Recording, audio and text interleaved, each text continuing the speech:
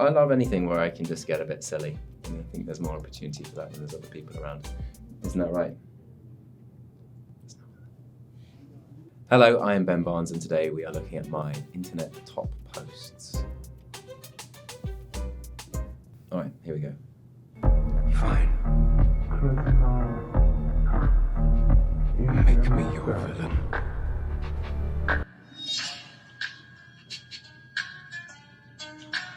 This is it.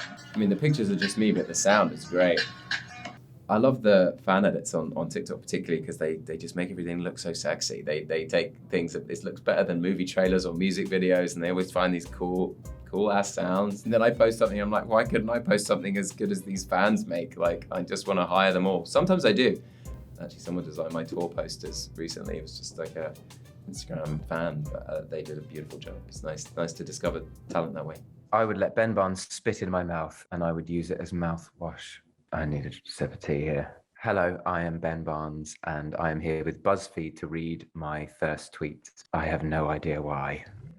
We have the BuzzFeed thirst tweets, which I had always laughed at a lot when I saw other people doing it and seeing them either like embrace it or kind of go a bit red-faced.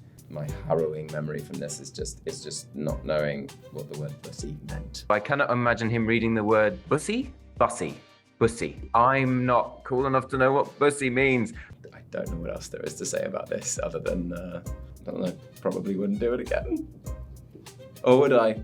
They probably would. I might learn something. I enjoy that kind of interview where it's like has a bit of a theme. They do, interviews with puppies. Who doesn't love puppies? So I've had some friends who've done the Hot Wings thing just for fun. I did not participate. Yeah, I feel pretty confident about lie detector tests. It doesn't stress me out, but yeah, I like interviews with a theme. We're the cast of Shadow and Bone, and we're going to find out how well we know each other. What is my idea of the perfect night out? A lovely swanky dinner. A little bit of music. A movie is involved. Oh, yeah. Maybe a movie that he's Great hair. Again, I like interviews with a theme, and especially when you're sort of quizzing each other about things, it can be less dry and more fun because you kind of know each other and you have an established banter, and you just feel like more at ease, I think, when you're with people that you've made friends with, that you feel close to, and it just allows conversation to thrive a bit, I think. I love anything where I can just get a bit silly. And I think there's more opportunity for that when there's other people around. Isn't that right?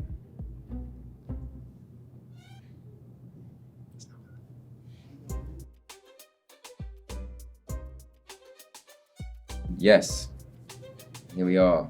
So I'm looking at the photo that I posted on my Instagram of the album cover, which looks like that. And it was based off of the beautiful Japanese art of kintsugi, where if something ceramic breaks, it can be fixed using gold, and thereby making it more precious than it was before it was broken. And I love that idea as a metaphor for everything that you go through makes you who we are as people as we age and go through things. And so I asked the makeup artist from the Narnia films, actually, who won the Oscar for the Narnia makeup, to turn me into a broken ceramic something and then fix me using gold. It was a bit of a sort of slightly cheeky nod to the two shows that I've done, Shadow and Bone and The Punisher, where I had facial scarring in the second seasons, which was just totally coincidence. So it was kind of like reclaiming that as my own and making the scars gold and kind of making them my own, because I'm not a villain in real life. Yeah, it makes me happy when people notice any kind of, not Easter eggs, but anything that I'm kind of doing to make myself smile or doing to tie up a loose end. Yeah, you feel like you're doing something worthwhile when people notice what you're doing, I think. So yeah, I'm always appreciative of how engaged they are. Oh, now I'm looking at a very sweet picture posted in 2020 for the 10-year anniversary of the third Narnia film, The Voyage of the Dawn Treader, being released. It is very unlikely to be topped as an experience in my life. I was in my sort of early mid-20s and really excited about the prospect of being an actor for my life, but didn't feel like it was a guaranteed career path. And I got this role and I was being taught to sword fight and ride horses, and it's just an extraordinary thing. I never want to feel any kind of way about people kind of doing fresh adaptations of things. There was a TV show of Narnia in the 80s that I watched when I was a kid, and I thought it was kind of sacrilege when The Lion, the Witch, and the Wardrobe came out, but then it was the best thing that had ever happened when the second film came out and I got to audition for it. So I think it's great if stories that are worth telling get retold in ways that are more relevant to a particular generation, and Greta Gerwig makes beautiful, relevant, exciting films. So if she can come out and do something with it that's new and fresh and different, then I think that's a great thing. These versions exist and will always exist, and we'll always be proud to have been a part of them. Ooh, fan cast of Aragorn. Hell yeah. Have they cast that yet? I want to do that. Someone's put a fan cast, The Hunt for Aragorn. I said in the last interview that I loved Lord of the Rings. Yes, please. Is there ever a role that you did not end up getting? Yeah, of course. I auditioned for the Prince Caspian film. Wait, really? Yeah, I think Ben Barnes ultimately got it. Ben Barnes, I'll get you. Andrew Garfield talking about Prince Caspian, as if there aren't 10 roles he's done since that I would have liked to have played. I loved the film he just did with Florence Pugh. I thought he did a beautiful job in that. I would love to do like a very deeply romantic kind of film like that. Yeah, I think he's obviously a great actor. So yeah, his entire filmography is beautiful.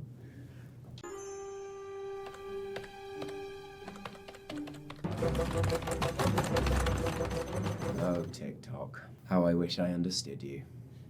I do not.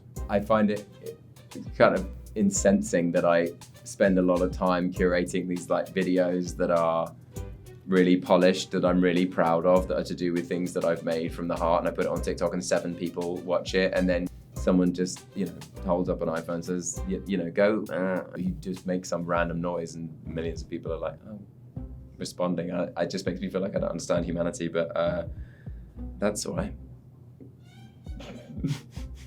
I had a friend who was running my social media for a while, and they suggested doing one of these kind of trends and making it about the Harry Potter fan casting that has been going on for 2 decades, really. And I mean, I love it because I love sort of fantasy literature in general, so I'm kind of on board with it, and I just sort of went along with it, not really understanding, and then suddenly they, she kind of went, see, told you people would like that. Spotify. So we are looking at my top song streams here.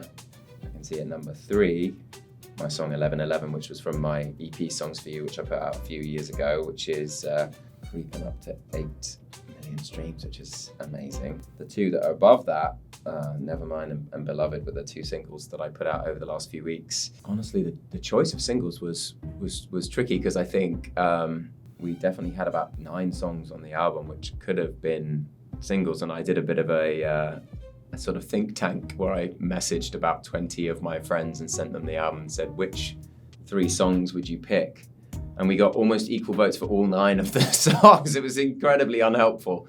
Kind of a wild thing. I take it so for granted when I want to look up a song and listen to it, but when it's yours and it's there, it's pretty cool. Is it late?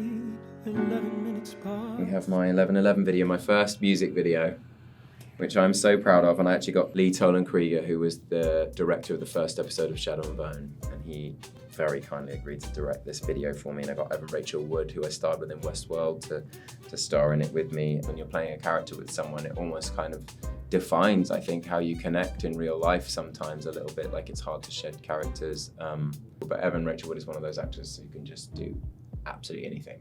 It definitely hasn't scratched the rom-com itch, even though I wanted to make it, these videos kind of romantic in some ways. Yeah, it doesn't quite cut it because you're not really telling the story. I still, definitely some of my favorite films of all time, Harry Met Sally, Meg Ryan and Tom Hanks, Notting Hill, Four Weddings and a Funeral, all of those kind of films, some of my favorites. I would love to do something along those lines at some point, for sure.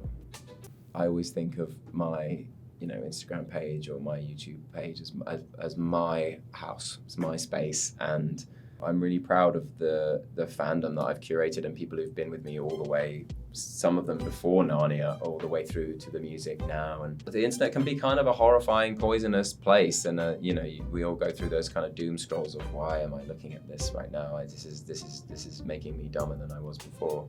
But I also think it can be really connective and really valuable and really sort of lead people to, you know, more hopeful places in their lives as well. So careful what you put out there. These were my top posts. Thank you so much for watching. See you next time. Lovely, thank you so much.